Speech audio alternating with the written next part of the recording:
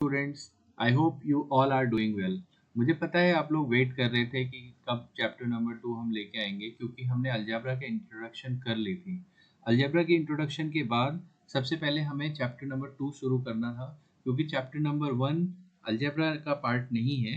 तो अभी हम लोग पहले अलजेब्रा अच्छे से करेंगे, फिर अरिथमेटिक, फिर ज्योमेट्री, ऐसे हम मेंसुरेशन और पूरा 10th क्लास के हर एक चैप्टर्स कर लेंगे। देखिए, मेरा पूरा फोकस रहता है कि हर एक स्टूडेंट के पहले कॉन्सेप्ट्स अच्छे हों। कॉन्सेप्ट्स अच्छे होने के लिए सबसे पहले बेसिक्स अच्छे होने चाहिए। तो हम लोग पहले बेसिक्स पे काम कर रहे हैं। तो बेसिक्स के लिए सबसे पहले देखिए, हमने अलजेब्रा की क्लास में ये समझा था कि आप लोग अलजेब्रा क्यों पढ़ते हैं, कांस्टेंट वेरिएबल्स क्या हैं, इसी तरह से हम चीज़ें समझते गए। लेकिन आज की क्लास में सबसे पहले हम ये समझेंगे कि कुछ बेसिक टर्म्स हैं जो अलजेब्रा में आपको पता ही होना चाहिए। इवन ये चैप्टर जब शुरू कर रहे हो और आप लोगों ने वो बेसिक टर्म्स सीख रखी हैं, तो वो आपको बहुत फ़ायदा करेगी, बहुत हेल्प करेगी आगे चीज़ों को समझने में। तो इसलिए पेशेंटली हम क्या करेंगे कि एक एक टॉपिक्स को समझने के लिए सबसे पहले उसके बेस को बहुत स्ट्रॉन्ग कर लेना है। फिर हम उसे जब स्टार्ट करेंगे तो हमारे लिए वो केक वॉक हो जाएगा। तो चलिए एक बार देख लेते हैं कि कौन कौन से बेसिक टर्म्स हमें पता होने चाहिए। तो देखिए, सबसे पहले आप लोगों को पता होना चाहिए कि कांस्टेंट्स क्या हैं। तो कांस्टेंट को देखने के लिए आप ऐसा समझें कि अगर मैंने आपसे कहा कि मैं आपको 5 रुपए अभी देता हूँ और फिर कुछ पैसे और दे दूंगा, तो आपके पास 15 रुपए हो जाएंगे। तो इसका ये मतलब हुआ कि मैंने आपको एक फिक्स्ड अमाउंट दिया, 5 रुपए, और फिर आपको मैंने कुछ अमाउंट दिया जो कि मैं फिक्स्ड बता नहीं रहा हूँ कि वो कितना है। तो इस अमाउंट को हम क्या बोलेंगे कि ये अमाउंट कुछ भी हो सकता है, यानी ये वेरी कर सकता है। लेकिन ये 5 क्या है, एक फिक्स्ड अमाउंट है। तो जो भी फिक्स्ड अमाउंट होगा उसे हम बोलते हैं कांस्टेंट। जो भी फिक्स्ड अमाउंट होगा उसे हम बोलेंगे कांस्टेंट। और जो वेरी कर सकता है, जो यानी चेंज हो सकता है, जिसकी कोई फिक्स्ड वैल्यू नहीं है, उसे हम बोलेंगे वेरिएबल। तो अभी आप लोग समझ गए कि कांस्टेंट क्या होते हैं। ऐसी कोई भी नंबर, ऐसी कोई भी चीज जो फिक्स्ड हो, और जो फिक्स्ड नहीं होता है वो वेरी करता है। वेरी मतलब चेंज होता है, और जो चेंज होता है उसे हम वेरिएबल बोलेंगे। तो इस इक्वेशन में आप ध्यान से देखें, 5 प्लस एक्स इक्वल्स 15 में 5 एक कांस्टेंट नंबर है, कांस्टेंट है, 15 भी कांस्टेंट है, एक्स वेरिएबल है। तो अभी आपको समझ में आया होगा कि वेरिएबल क्या होते हैं और कांस्टेंट्स क्या होते हैं। तो हमने पहले ये दो टर्म्स सीख लिए हैं, कांस्टेंट्स एंड वेरिएबल्स। अब हम समझेंगे कि एक और एग्जांपल ले लेते हैं वेरिएबल के लिए। जैसे अभी आप समझें कि 5 प्लस एक्स 15 होता है इस इक्वेशन में, तो यही कहा गया है। इसका मतलब x की जगह 10 होना ही चाहिए, तभी ये इक्वेशन सेटिस्फाई होगी, यानी 5 प्लस 10 इक्वल्स 15। लेकिन आप बताइए कि क्या हमेशा x की वैल्यू 10 होती है? जहां भी आपको x दिखे, तो क्या ये हमेशा 10 होता है? नहीं, x की कोई वैल्यू फिक्स्ड है ही नहीं। इस इक्वेशन में x की वैल्यू 10 है, तो किसी और इक्वेशन में कुछ और वैल्यू हो जाएगी। तो इसलिए क्योंकि ये वेरी होता रहता है, चेंज हो सकता है, तो हम इसे वेरिएबल बोलते हैं। अब क्योंकि आप लोग ये समझ चुके हैं कि कॉन्स्टेंट्स क्या है, वेरिएबल्स क्या है, तब हम आगे समझते हैं कि टर्म्स क्या होती हैं। टर्म्स को समझने के लिए एक बार और याद कर लेते हैं कि हमने पहले क्या सीखा था। कि हमने ये सीखा था कि जो कांस्टेंट्स होते हैं या वेरिएबल्स होते हैं, अगर हम उन्हें एक साथ लिखें, यानी उनको कंबाइन कर दें, जैसे मैंने लिखा 2 प्लस एक्स, तो 2 हुआ कांस्टेंट और x हुआ वेरिएबल। तो जब भी हम कांस्टेंट और वेरिएबल्स को एक साथ लिखेंगे, तब ये बनता है एक अलजेब्रिक एक्सप्रेशन। क्या बन जाता है? Algebraic expression. और अलजेब्रिक एक्सप्रेशन से ही हमें डील करना है आगे। तो अलजेब्रिक एक्सप्रेशन जैसे 2 plus x, 3x squared plus 5x plus 7, ये भी एक अलजेब्रिक एक्सप्रेशन है। तो ऐसे अलजेब्रिक एक्सप्रेशन से हमें डील करना है। अब अलजेब्रिक एक्सप्रेशन क्योंकि आपको समझ में आ गया है, तो अब हम समझ सकते हैं आराम से कि टर्म्स क्या होती हैं। जैसे मैंने आपको अभी एक एग्जांपल लेके समझाया कि 3x squared plus 5x plus 7। अब अगर आप ध्यान से देखें तो इसमें 3 टर्म्स आ रही हैं। 3 टर्म्स क्या होती हैं, ये क्या है टर्म्स, वो एक बार देखते हैं। ध्यान से देखिए, ये 3x squared plus 5x plus 7 में कोई भी ऐसी चीज़ नहीं है जो आपस में ऐड हो सके। जैसे मैं एक एग्जांपल से समझाने की कोशिश करता हूँ कि आपके पास 2 पेन्स हैं और 3 कॉपीज हैं। या 2 पेन्स हैं और एक कॉपी है, क्या ये ऐड हो सकती है? नहीं हो सकते। लेकिन अगर 2 पेन्स हैं और 3 पेन्स और ऐड हो गए तो कितने मिल गए हमें? 5 पेन्स। तो ये जो पेन हैं इनकी कोई वैल्यू तो फिक्स्ड है नहीं, तो हम इसे बोल सकते हैं वेरिएबल है। और क्योंकि ये नंबर तो फिक्स्ड है ना कि 2 ही पेन्स है, तो 2 पेन्स और 3 कॉपीज आपस में ऐड हो सकती हैं, 5 पेन्स बना सकते हैं, क्योंकि ये जो पेन्स हैं वो कॉमन है, सब में पेन ही पेन है, तो ये आपस में ऐड हो सकते हैं। तो इसलिए हम इसे कहेंगे कि 2 पेन एक टर्म है, 3 पेन भी एक टर्म है, लेकिन ये दोनों ऐड हो सकते हैं, इससे मिलकर एक अकेला टर्म बन सकता है। लेकिन पहले वाले केस में हमने देखा 2 पेन्स हैं और एक कॉपी है, दो अलग अलग टर्म्स हैं। यानी अलग अलग टर्म्स जब हम ऐड करने की कोशिश करते हैं तो ये ऐड नहीं होते हैं, और जबकि ऐड नहीं होंगे तब हम इसे क्या बोलेंगे कि ये अलग अलग टर्म्स हैं। तो टर्म्स आप समझ पा रहे होंगे, दो अलग अलग चीजें, ऐसा समझ लीजिए, दो अलग अलग चीजें आपस में ऐड नहीं हो सकती हैं और सेम चीजें ऐड हो सकती हैं। तो मैं चीज की जगह मैं टर्म्स बोलूं तो 2 टर्म्स अलग अलग हैं अगर, तो वो ऐड नहीं हो पाएंगी। इसी तरह से आप इस वाली अलजेब्रिक एक्सप्रेशन में देख रहे होंगे कि 3x स्क्वायर्ड है, जिसमें x के साथ स्क्वायर हुआ है, x का स्क्वायर है, और दूसरी जगह x अकेला है जिसमें स्क्वायर नहीं लगा हुआ है। तो ये दो अलग अलग टर्म्स हो गई, और यहाँ पे 7 अकेला है। तो इस पूरे अलजेब्रिक एक्सप्रेशन में 3 टर्म्स हैं। अब जबकि आप टर्म्स भी समझ चुके हैं तो टर्म्स के टाइप समझते हैं। टर्म्स कितनी टाइप्स की होती हैं? देखिए, आप अभी मैंने एग्जांपल से आपको बताया जब कि 2 पेन्स और 3 कॉपीज, तो 2 पेन्स और 3 कॉपीज दो अलग अलग टर्म्स हैं। तो हम जब अलग अलग टर्म्स की बात करेंगे तब हम उन्हें बोलेंगे अनलाइक टर्म्स, और जब एक जैसे टर्म्स होंगे तब हम उसे बोलेंगे लाइक टर्म्स। तो आप देखिए, अगर मैं लिखता हूँ 3 पेन्स और 4 कॉपीज, तो 3 पेन्स और 4 कॉपीज ये दोनों अलग अलग टर्म्स हैं, यानी ये लोग अनलाइक टर्म्स हैं। तो टर्म्स के दो टाइप्स आपने अभी सीखे, एक लाइक और एक अनलाइक टर्म्स। ठीक है, तो अनलाइक टर्म्स आपस में ऐड नहीं हो सकते हैं, सब्ट्रैक्ट नहीं हो सकते हैं, लेकिन लाइक टर्म्स आपस में ऐड और सब्ट्रैक्ट हो सकते हैं। जैसे मेरे पास 4 पेन्स थे, 3 पेन मैंने अपने दोस्त को दे दिए, तो मेरे पास एक पेन बचा, तो ये आपस में सब्ट्रैक्ट हो गए।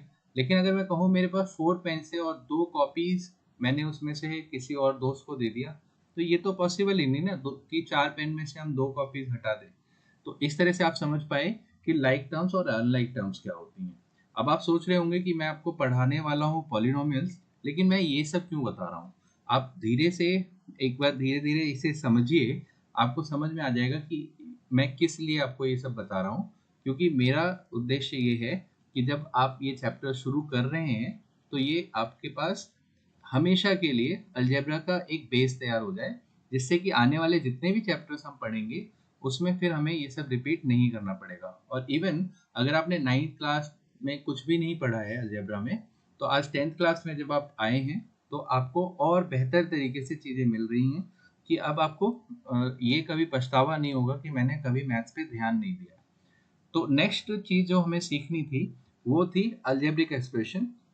अलजेब्रिक एक्सप्रेशन क्योंकि मैंने अभी अभी बताया था कि जब कांस्टेंट्स और वेरिएबल्स एक साथ आपको दिखाई दें तो ये बनाते हैं अलजेब्रिक एक्सप्रेशन। तो अब आप आराम से पहचान सकते हैं कि इसमें टर्म्स कितनी हैं। तो आप देखिए इसमें 3 टर्म्स हैं। अगर मैं पूछूं कि इसमें कांस्टेंट्स कितने हैं तो आप कहेंगे एक ही कांस्टेंट है, 5। 5 ही कांस्टेंट है, मतलब 3 अलग अलग टर्म्स है ना, ये टर्म नंबर 1, टर्म नंबर 2 और ये टर्म नंबर 3 है मान लीजिए। तो टर्म जो 3 है वही कांस्टेंट है, टर्म 2 है 3x। अब आप कहेंगे कि 3 तो इसमें कांस्टेंट है और x वेरिएबल है, लेकिन क्योंकि ये 3x एक साथ आ रहे हैं यानी एक ही टर्म बन गए हैं, तो इसकी वैल्यू तो फिक्स्ड नहीं है। भले ही 3 की वैल्यू फिक्स्ड है लेकिन x तो कुछ भी हो सकता है ना, तो इस वजह से ये पूरा टर्म ही वेरिएबल है। इसी हिसाब से 3x स्क्वायर्ड भी वेरिएबल है। तो अब आप समझ पा रहे होंगे कि कॉन्स्टेंट्स क्या है, वेरिएबल्स क्या है, और इस हिसाब से आप नंबर ऑफ टर्म्स भी काउंट कर पाएंगे। अब जबकि आपने ये भी कर लिया है कि आप कांस्टेंट वेरिएबल्स को सेपरेटली देख पा रहे हैं और इसमें नंबर ऑफ टर्म्स को काउंट कर पा रहे हैं, तब बड़े आराम से आप ये समझ पाएंगे कि x, अब आगे हम टर्म्स के बाद ये सीखेंगे कि एक्सपोनेंट्स क्या होती हैं, पावर्स क्या होती हैं और डिग्रीज क्या होती हैं। तो एक बार फिर से देखते हैं कि हमने क्या सीखा। हमने ये सीखा कि 3x² प्लस 5x प्लस 7 में ये 3 टर्म्स हैं हमारे पास, 3 टर्म्स हैं, 3x² प्लस 5x प्लस 7। अब आप ध्यान से देखिए कि जो पहला टर्म है, टर्म 1 है 3x², उसमें 3 है और x और पावर 2 है उसकी। तो जब भी कभी ऐसा लिखा रहे कि x है और उसके ऊपर कोई पावर लगी हो, तो इस पूरे को बोलते हैं एक्सपोनेंट, x पावर 3 या x रेज टू पावर 3 को हम बोलते हैं एक्सपोनेंट। तो ये एक एक्सपोनेंट है। इस एक्सपोनेंट में x क्या है, बेस है, x बेस है और 3 क्या है, पावर है। तब आप आराम से समझ पाएंगे कि पावर्स किसे कहते हैं, बेस किसे कहते हैं और एक्सपोनेंट किसे कहते हैं। अब जबकि आप ये समझ चुके हैं, तब हम आते हैं डिग्री किसे कहते हैं ये समझने के लिए। जब भी आपके सामने कोई भी अलजेब्रिक एक्सप्रेशन इस तरह से दिखाई दे, इस अलजेब्रिक एक्सप्रेशन में अगर आपको ये समझना है कि इसकी डिग्री कितनी है, तो आप देखिए कि कितने टर्म्स हैं इसमें। इसमें 3 टर्म्स हैं। 3 टर्म्स में जो पहला टर्म है उसकी पावर मैक्सिमम कितनी है, 2 है, x रेज़्ड पावर 2 है। दूसरे टर्म में x रेज़्ड पावर 1 है और तीसरे टर्म में x रेज़्ड पावर 0 है। तो जिसमें मैक्सिमम डिग्री में मतलब मैक्सिमम पावर दिखाई दे, वही इस पूरे अलजेब्रिक एक्सप्रेशन की डिग्री कहलाएगी। तो इसका मतलब मैं ये कह सकता हूँ कि इस वाले अलजेब्रिक एक्सप्रेशन की डिग्री 2 है। तो अब आप समझ पा रहे हैं कि हमें डिग्री कैसे पता लगानी है। जो मैक्सिमम पावर होती है उसी को हम डिग्री कहते हैं। तो शायद अब आप समझ गए हों कि मैक्सिमम पावर, क्योंकि इसमें 3 थी तो हम इसे डिग्री कहेंगे। लेकिन देखिए, क्योंकि मैं बार बार नाम ले रहा हूँ अलजेब्रिक एक्सप्रेशंस, लेकिन हमें इस चैप्टर में पॉलिनोमियल्स के बारे में समझना है। तो एक बार ऐसा करते हैं कि ये समझते हैं कि पॉलिनोमियल्स क्या होते हैं, फिर हमारे लिए बड़ा आसान हो जाएगा कि बार बार हमें अलजेब्रिक एक्सप्रेशन नहीं बोलना पड़ेगा। एक खास तरह के हम अलजेब्रिक एक्सप्रेशन से डील करने लग जाएंगे। तो देखिए, पॉलिनोमियल्स एक ऐसा अलजेब्रिक एक्सप्रेशन होता है जिसमें जो भी टर्म्स आ रही हैं उसकी जो पावर है वो रियल एक पॉजिटिव होल नंबर है, होल नंबर होनी चाहिए, नेगेटिव नंबर नहीं होना चाहिए। तो आप एक बार इस पर ध्यान से देखें, 2x पावर 3, 5x एंड 7 लिखा हुआ है। तो x पावर 3 है, x रेज टू पावर 3 है, यानी 3 पॉजिटिव है। यहाँ पर जो वेरिएबल है उसकी पावर 1 है और यहाँ जो वेरिएबल नहीं दिख रहा है उसकी पावर शायद 0 रही हो, तभी नहीं दिखाई दे रहा है। तो अब आप देखिए ध्यान से कि इन सभी की डिग्रीज या इन सब की पावर्स वो पॉजिटिव है या जीरो है, पॉजिटिव या जीरो है, यानी होल नंबर है। तो जब भी होल नंबर में कोई भी अलजेब्रिक एक्सप्रेशन दिखाई देगा, यानी उनकी पावर्स होल नंबर में दिखाई देंगी, तब हम उन्हें पॉलिनोमियल्स कहेंगे। वैसे तो इसकी डेफिनेशन अलग से आपको बुक्स में दिखाई देंगी, लेकिन बहुत बेसिक अगर पहचान करनी हो कि कोई भी अलजेब्रिक एक्सप्रेशन पॉलिनोमियल है या नहीं है, तो उसकी एक ही पहचान है कि जो भी वेरिएबल उसके अंदर आ रहा होगा उसकी पावर पॉजिटिव या जीरो होनी चाहिए। तो एक बार ऐसे देखते हैं कि 7x raised power -7 plus 2x power 5 plus 7, क्या ये एक पॉलिनोमियल है? तो आपका आंसर होगा नो, ये एक पॉलिनोमियल नहीं है, बिकॉज इसमें जो वेरिएबल आ रहा है उसकी पावर माइनस में है। अब मुझे आप बताइए, x raised power 5 plus 1 upon x raised power 2, क्या ये एक पॉलिनोमियल है? तो आपका जवाब होना चाहिए नहीं, क्योंकि x raise to power 5 plus 1 upon x raise to power 2 है। अगर मैं इसे ऊपर लेके जाऊं तो ये पावर x माइनस 2 हो जाएगी और फिर से हमें नेगेटिव पावर मिल रही है, तो हम कह सकते हैं कि ये पॉलिनोमियल नहीं है। कुछ बच्चों को ये समझ नहीं आ रहा होगा कि ये पावर नेगेटिव कैसे हो गई ऊपर जाने से। तो आप एक बार ऐसे समझ सकते हैं कि जब भी हमारे पास कोई भी पावर अगर डिनोमिनेटर में है, तो हम क्या करते हैं, उसे न्यूमरेटर में लाने के लिए आप ऐसे समझें कि मेरे पास x रेज़ टू पावर 5 है और x रेज़ टू पावर 2 है। तो आपको 9th क्लास में सीखा होगा आपने कि जब बेस सेम रहते हैं तो हम पावर्स को आपस में माइनस कर लेते हैं डिवीजन में, क्योंकि ये डिवाइड हो रहे हैं। तो ये पावर कितना हो जाता है, x पावर 5 - 2 x पावर 3। लेकिन अगर यही चीज उल्टी होती, इस तरह से होती x raise to power 2 divided by x raise to power 5, तो ये पावर कैसे हो जाती, x raise to power 2 minus 5, that becomes x raise to power minus 3, तो ये नेगेटिव हो जाती। या फिर हम इसे इस तरह से एक्सपेंड कर लेते कि x रेज टू पावर 2 है, इसका मतलब x 2 टाइम्स मल्टीप्लाई हो रहे हैं आपस में, और ये इस तरह से 5 एक्सेस आपस में मल्टीप्लाई हो रहे होंगे, और जब 5 एक्सेस मल्टीप्लाई होंगे तो हम 2x तो हटा सकते हैं, तो हमारे पास बचेगा x रेज टू पावर 3। तो यानी आप देखें 1 by x raise to power 3 और x raise to power minus 3 दोनों ही आपस में बराबर हैं। हम दोनों हमने इसी चीज को दो तरीके से लिखा, इस तरीके से और एक इस तरीके से, दोनों बराबर हैं। इसका मतलब हमने प्रूफ किया कि जब भी पावर इस तरह से डिनोमिनेटर फॉर्म में लिखा हो, तो हम इसे न्यूमरेटर में लाने के लिए बस इसका साइन चेंज कर सकते हैं। और सेम काम हम ऐसे भी कर सकते हैं, x पावर माइनस 3 है, डिनोमिनेटर में है, तो हम इसे न्यूमरेटर में लाने के लिए पॉजिटिव कर सकते हैं। तो अभी मैं उम्मीद करता हूँ कि आपको ये बात भी समझ में आ गई हो। अभी भी कोई भी स्टूडेंट ये सोच रहे हो कि हम पॉलिनोमियल कब शुरू करेंगे, तो थोड़ा सा सब्र रखो, क्योंकि हम एकदम से अपना बेस स्ट्रॉन्ग करके जब जाएंगे तो हमें उस पूरे चैप्टर में हमें कोई प्रॉब्लम नहीं आने वाली है। लेकिन अगर हमारा बेस वीक होगा, और मैं कंसिडर कर रहा हूँ हर एक उस स्टूडेंट को जिसने मैथ्स अभी शुरू नहीं किया है, तो उसके लिए चैप्टर सबसे ज़्यादा आसान बनने वाला है अगर उसने ये पूरी वीडियो ध्यान से देखी है तो। अब हम आते हैं इस बात को समझने के लिए, क्योंकि हमने अभी पॉलिनोमियल की डेफिनेशन समझ ली है कि पॉलिनोमियल्स क्या होते हैं। पॉलिनोमियल बेसिकली एक अलजेब्रिक एक्सप्रेशन है जिसमें जो टर्म्स आ रही हैं उनकी जो वेरिएबल्स हैं उनकी पावर पॉजिटिव या जीरो होनी चाहिए, यानी होल नंबर होनी चाहिए। होल नंबर क्या होते हैं, 0 1 2 3, इस तरह से, यानी सारे पॉजिटिव नंबर्स इंक्लूडिंग जीरो, इस सेट को हम होल नंबर कहते हैं, राइट। तो हमें एक ऐसा अलजेब्रिक एक्सप्रेशन चाहिए जिसमें जो भी टर्म्स आ रही हैं उसकी जो वेरिएबल्स हैं उनकी पावर होल नंबर हो, तो हम उसे पॉलिनोमियल कहते हैं। तो अब क्योंकि हम पॉलिनोमियल समझ चुके हैं, तब हम पॉलिनोमियल के टाइप्स को भी समझ सकते हैं। तो नेक्स्ट हम समझेंगे पॉलिनोमियल कितने टाइप के होते हैं। देखिए, क्योंकि अभी हमने डेफिनेशन अभी समझा है कि पॉलिनोमियल्स क्या होते हैं, पॉलिनोमियल्स के टाइप समझने के लिए हमें ऐसा करना होगा कि पॉलिनोमियल को हम क्लासिफाई तो कर रहे हैं, यानी बांट तो रहे हैं, तो किस बेसिस पे बांट रहे हैं।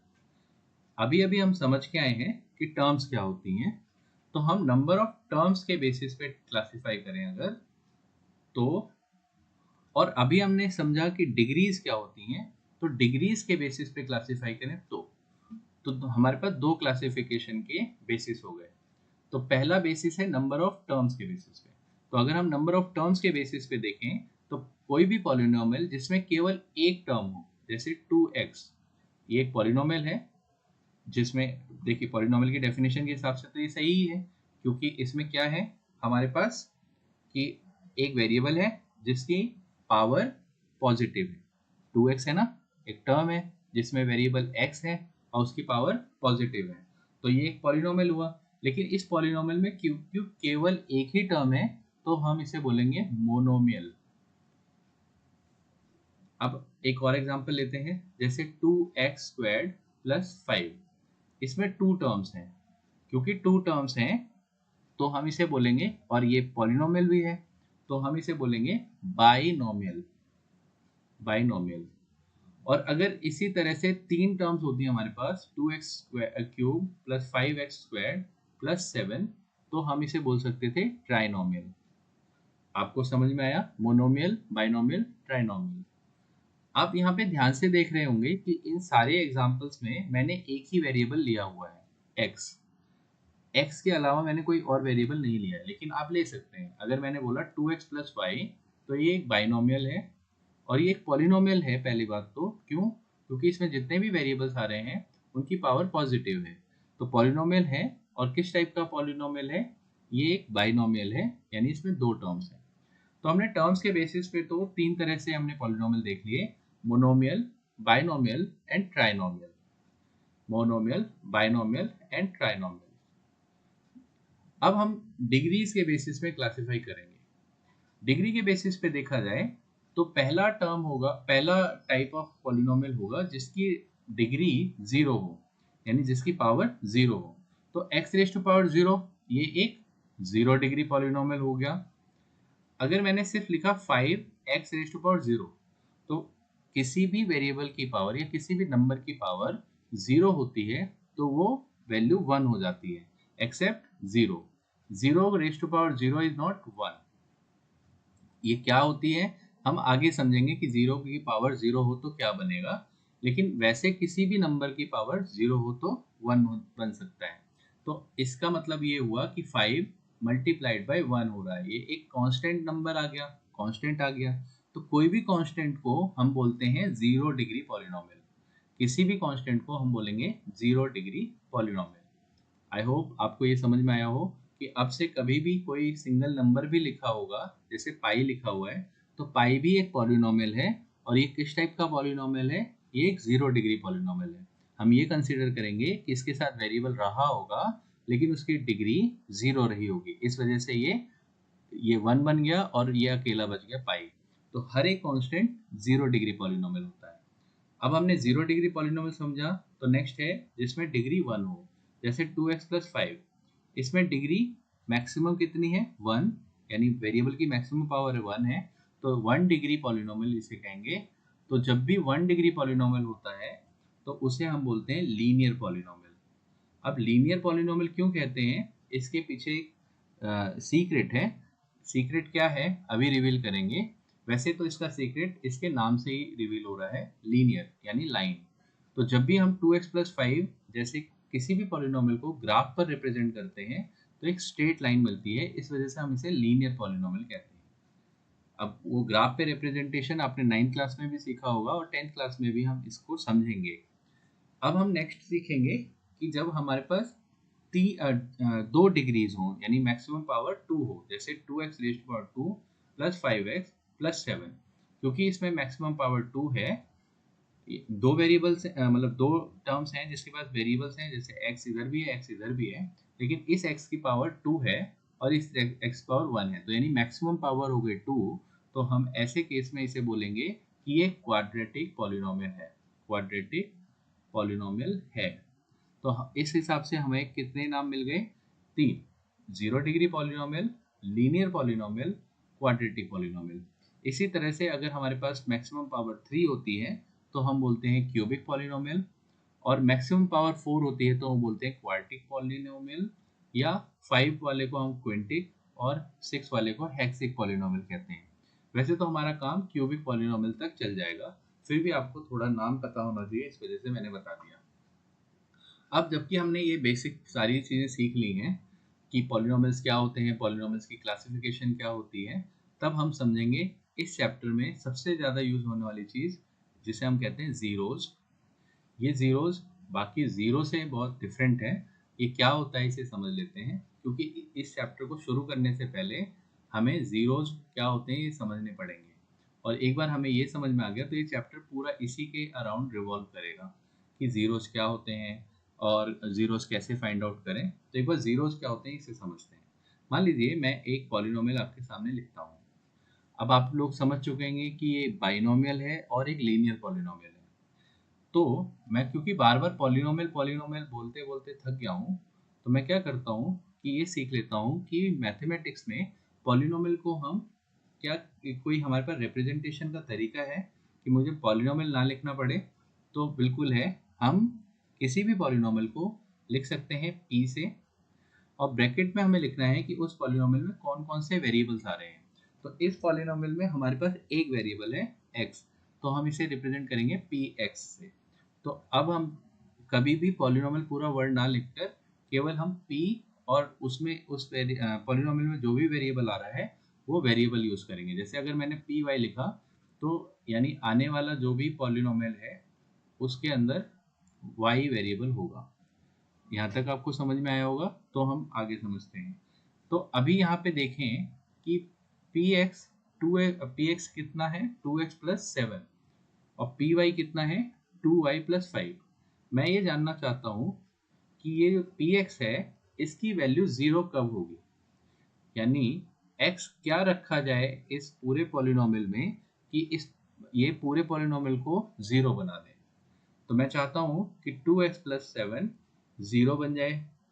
तो मैं क्या करूँगा कि इसे सिंपल इक्वेशन जैसे सॉल्व करते हैं उस तरह से सॉल्व कर लूँगा कि 7 को मैं उधर लेके जाऊँगा राइट हैंड साइड, और फाइनली मुझे 2x की वैल्यू कितनी मिल जाएगी, -7/2। तो ये जो -7/2 वैल्यू आई है, ये हमारा एक ऐसा नंबर है जो इस पॉलिनोमियल में रखने की वजह से इस पॉलिनोमियल को 0 बना सकता है। तो एक बार चेक कर लेते हैं। 2x इसके साथ मल्टीप्लाई हो रहा है, तो मैं x की वैल्यू रख देता हूँ -7/2 प्लस 7। तो ध्यान से देखें, 2 से 2 कैंसिल हो जाएगा और -7 प्लस 7 0 हो जाता है। इसका मतलब ये -7/2 किस चीज़ का रोल प्ले कर रहा है, एक ऐसे नंबर का जो इस पूरे पॉलिनोमियल को 0 बना सकता है। तो इसलिए हम इसे बड़े प्यार से 0 ऑफ दिस पॉलिनोमियल कहते हैं। यानी इस पॉलिनोमियल px का 0 क्या है, -7/2। तो मैं लिख सकता हूँ -7/2 इज 0 ऑफ दिस पॉलिनोमियल। और विच पॉलिनोमियल, 0 ऑफ पॉलिनोमियल px। अब मैं बार बार पॉलिनोमियल ना लिखकर मैं px लिखा करूंगा कि यानी एक पॉलिनोमियल है जिसमें वेरिएबल क्या आ रहा है, x आ रहा है। तो क्योंकि मैंने इस पॉलिनोमियल का फाइंड आउट करके बताया 0, तो आप इसका खुद से निकाल सकते हैं। अब आपको जीरोस भी समझ में आ चुके हैं, तब हम जीरो से रिलेटेड एक इंटरेस्टिंग बात समझते हैं। इंटरेस्टिंग बात क्या है कि अगर हमारे पास एक लीनियर पॉलिनोमियल है तो उसमें कितने जीरोस पॉसिबल होंगे, केवल एक। और अगर हमारे पास एक क्वाड्रेटिक पॉलिनोमियल हुआ तो उसमें कितने जीरोस पॉसिबल होंगे, वो है 2। और अगर एक क्यूबिक पॉलिनोमियल हुआ तो आपने बिल्कुल सही कहा या सही सोचा, उसमें होंगे 3। तो एक बार समझते हैं कि ऐसा क्यों बोल रहा हूँ मैं। जैसे मैं लिखता हूँ x² प्लस 4 या -4। अब आप देखो इसमें, क्योंकि इसका नाम मैं रख सकता हूँ px, तो आप ध्यान से देखना कि मैं x की जगह ऐसा क्या रखूं कि ये पूरे पॉलिनोमियल 0 हो जाए। तो मैं थोड़ा सा हिट एंड ट्रायल यानी तुक्का लगा के देखता हूँ। x की जगह -2 रखूं अगर, फिर -4, तो -2 स्क्वायर कितना होता है, 4, -4 becomes 0। दैट मीन्स -2 इस px का एक 0 है। बिल्कुल सही। अब मैं सोचता हूँ क्या कोई और नंबर हो सकता है इसे में रखने के लिए, तो बिल्कुल मैं 2 भी रख सकता हूँ। 2 स्क्वायर -4, 2 स्क्वायर भी 4 होता है, 4 -4 0।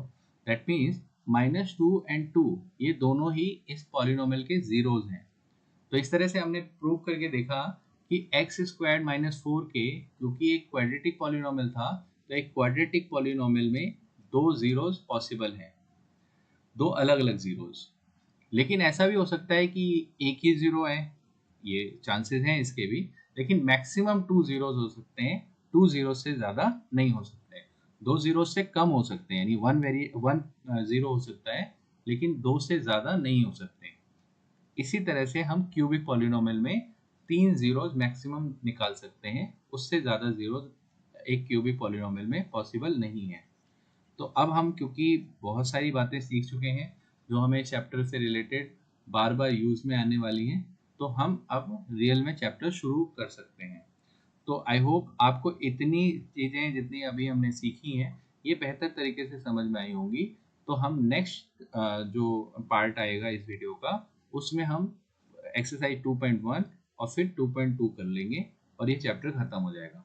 आई होप अभी तक जितना आपने सीखा, एक बार फिर से आप ये वीडियो देख लेना और जितनी भी चीज़ें सीखी हैं रिपीट कर कर के नोट्स भी बना लेना, क्योंकि अब आने वाले जितने भी अलजेब्रा के चैप्टर्स हैं उन सब में ये सब चीज़ें यूज होने वाली हैं। इसलिए मैंने ये इनिशिएटिव लिया कि चैप्टर पढ़ाने से पहले आपको बेसिक्स पता होने चाहिए। तो अब नेक्स्ट वीडियो का वेट करें, नेक्स्ट वीडियो जल्दी ही आएगी। तब तक के लिए thank you so much for watching this video. Bye.